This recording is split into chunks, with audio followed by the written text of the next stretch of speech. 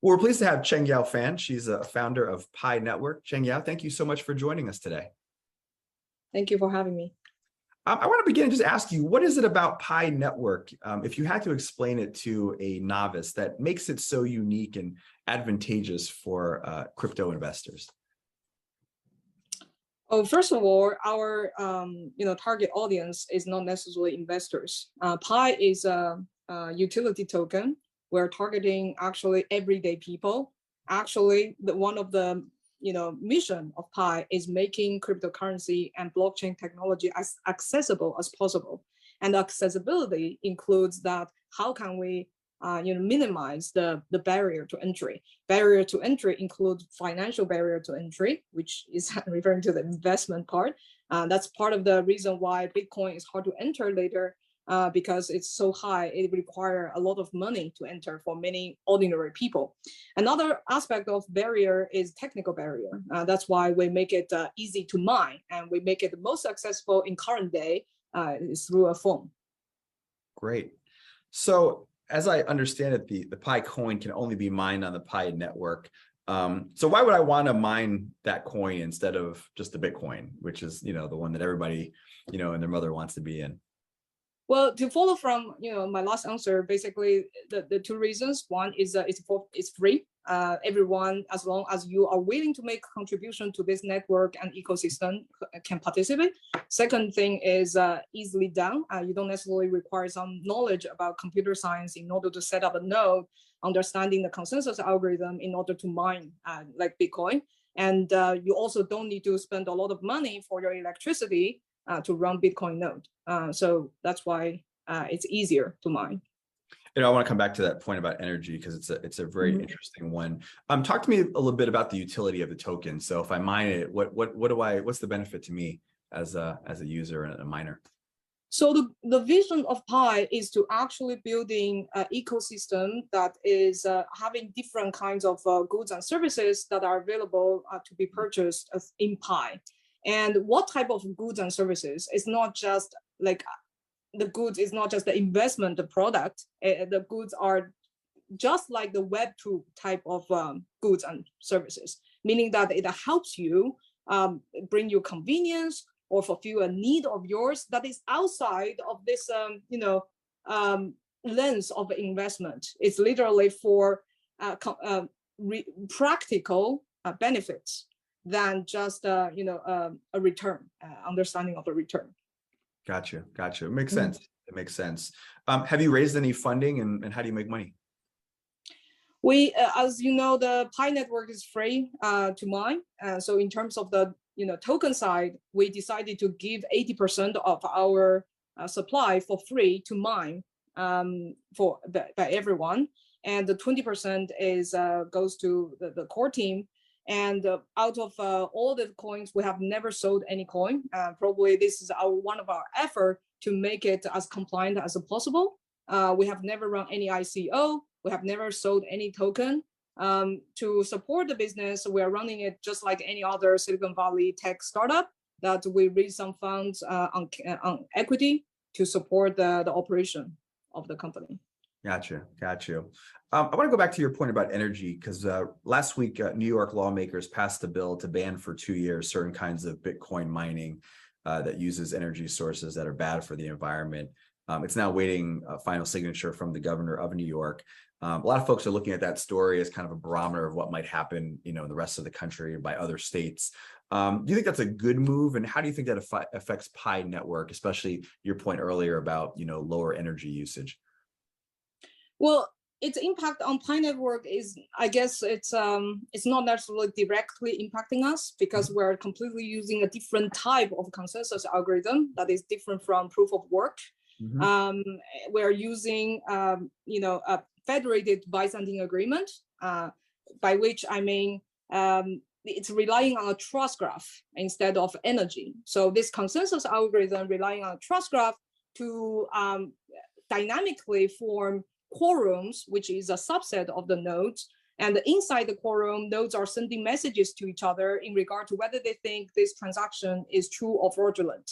And then this consensus algorithm can reach finality of making a decision, okay, to make that determination for the determination for the network and write it on the ledger. So based on what I described, it's relying on a trust graph, which is what all these mobile phone users are contributing to. And that's why they're mining, the mobile miners. And then relying on that, the nodes are making decisions by transacting, messaging each other about their agreement or disagreement. By saying that, you can understand that any laptop today are able to be online and being able to message each other on the internet. So that's why by nature, this algorithm doesn't necessarily rely on energy. And that is the fundamental reason why Pi Network is not consuming a lot of energy like the classic proof of work consensus algorithm. Understood. Final question, Pi Network has a huge following worldwide. To what do you attribute your success, and what is needed to further amplify the presence of Pi Network in the United States? Well, we are actually, because I guess our headquarters, a big part of our team are actually located in US. US is actually one of the biggest community of Pi Network. However, Pi Network is a world project. Actually, we have over 230 countries distributed users from pioneers from all over these countries, almost every region of the world now. We are, not necessarily trying to increase a certain population because it's a world project, but in order to build on top of, to grow in every region, we need to basically continue cultivating more utilities, continue to build our community, continue to bolster our sense of identity of being part of the Pi Network. And it's from the bottom layer, the blockchain layer, the social structure layer, the cultural layer, all three layers as a full stack of building a full vibrant ecosystem of Pi Network. What a fascinating company that you've built, and we thank you for sharing some of the insights with us on what you're working on, how it works, and your thoughts on its future growth. Shengyu Fan, we thank you so much for taking the time and joining us today. Thank you. Thank you. Well, we're pleased to have with us this afternoon Nicholas Kokolas. He is the founder of Pi Network. Nicholas, welcome to our program. Thank you very much for having me. I'd like to begin with, kind of your thought as to what is it about Pi Network, if you had to explain it to a novice, that makes it unique and advantageous for crypto investors, crypto miners. What do you think about it? Thanks for this question, Dorian. So Pi is really accessible to everyone out there.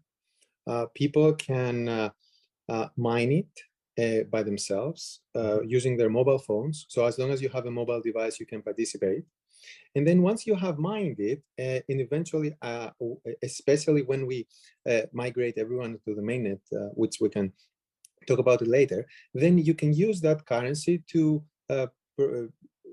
perform various activities on the network, which we call utilities. So Pi applications and other things. And the beauty of this is that even people who wouldn't be able to participate in this process, imagine someone in a country that they wouldn't have a bank account, or they wouldn't be able to, how do you acquire a Bitcoin, for example, if you don't have a bank account or if you have no way to enter? So anyone can actually enter. And then once they enter, they are able to participate in those activities. They are able to pay Pi to ask another pioneer for some type of labor, for example. You can buy goods and services, or you can even get paid for services that you provide for others. Great, that's great, and that's nice insight that you give us there on how it works. So, what does it mean for the future of mining and crypto mining to have the ability to do this right in the palm of your hands? We think about the stories that are out there in these data centers that are just using so much electricity and energy, and it's so heavy. But you guys really revolutionized how people can mine. So what does that mean now for the future of mining? Yeah, I think this is the way to go, because if you think about it, Bitcoin proved to the world that it is possible to have digital currency, and it works. So the first time that it was implemented, it had to be with the way it was to be succeeded. So to succeed, it needed to have servers, it needed to be what it is. No matter how we started, now the world operates mobile. We are living in 2000, it's not 2009 anymore, it's 2022, right. And we're going to the future. So more and more people have exclusively mobile phones and they don't have computers, or they're using their iPads and their mobile devices rather than. So if you were by saying that you have to exclude all those people from the process, then you're already making something very restrictive. So I think that it is the future, and I believe that even all blockchains are thinking towards that direction. Great, great. Have you raised funding, and how do you guys make money? Yeah, one important thing to know about Pi is that we avoided from the very beginning, and the easy way of making money by selling the coin through those ICOs that happened in the crypto space. So Pi has never raised any, has never sold any coins for many years now. We've been operating for 3.5 years.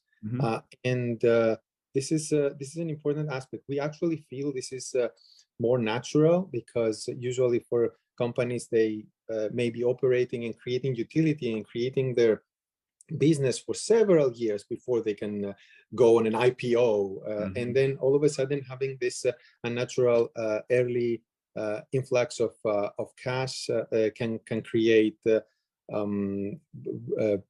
unnatural results as well, with what we have seen in happening with other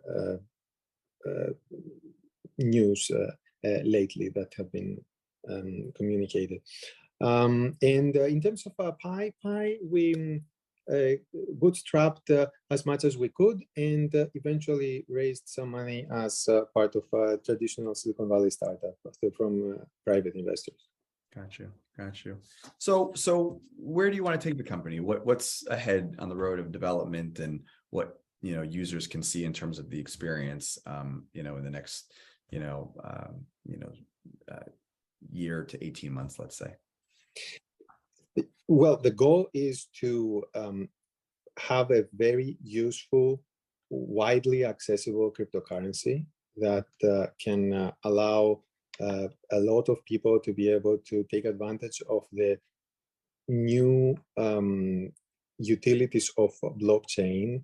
And by that, I mean, there is a lot of innovation that happens with smart money. So once money can have, some people call it smart contracts. There's multiple ways to think about it, but it's the first time in the world where you can have things like micro escrows or micro payments or other things that essentially creating a new era of possibilities in the world. So Pi is combining those facilities along with a large network of people participating to create something useful for the world.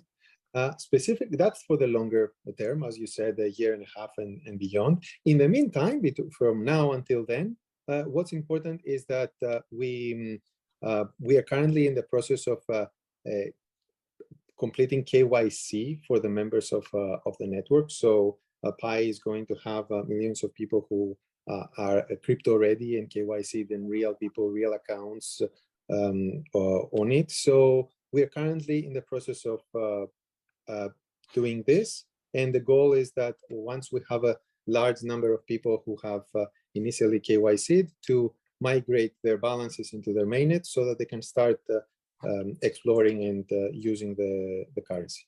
Got you. Final question. We've just seen really an implosion in the cryptocurrency market, as we've seen in the regular, equity markets. Are you concerned about what you're seeing just broadly in the crypto space? And actually, is it good? Is it clearing out kind of the bad apples in the industry that and then allowing it to kind of move forward in a better place? What are your thoughts on that? Yeah, well, it's usually an unpleasant thing to hear that any market may be going up and down. At the same time, it is a natural cycle that it happens all the time, and we have seen it in crypto multiple times as well, that there is a cycle. I also agree with the second part of your question that you mentioned that this helps possibly clear out some activities that are maybe happening with the wrong incentives. So things that are more less of pointing towards something useful, but more leading the world towards, let's say, games, financial games that they can trick people. That clears out the landscape. But overall, for Pi, as I mentioned earlier, we never raised, we never sold Pi to any person. So there's no one who can be sad that the down cycle is here right now, because no one bought it at a higher price and now it's a lower price because no one could buy it to begin with. So essentially, to the Pi network, the way that the currency is used hasn't really been affected by the external market at all, because I can give you an example. Right now, people are spending 1 Pi to request to be KYC'd by the network. This 1 Pi, and everybody is paying 1 Pi, this 1 Pi is pooled and then distributed to some human validators, other people in the network who are helping complete the validation. So there's a pool of Pi that is then being paid out to the validators. So within the Pi network, before the crash, people were paying 1 Pi. During the crash, they were still paying 1 Pi, and after the crash, they're still paying 1 Pi, and they're getting paid the same amount that the validators they would. So there was completely no effect at the moment. So now in the future, of course, we all live in a connected world, right, and we don't necessarily, it's not necessarily always going to be living in a vacuum, but that's the current situation. So what's a Pi worth? I'm curious. So Pi is worth what the pioneers make it worth. So in this specific case, that I described, you need to spend 1 Pi to get yourself KYC'd, and that 1 Pi is distributed back to validators, depending on how many validators are needed for each validation. Great. Well, Nicholas Kokalis, we're grateful to have you with us today. Thank you so much for your time. Thank you.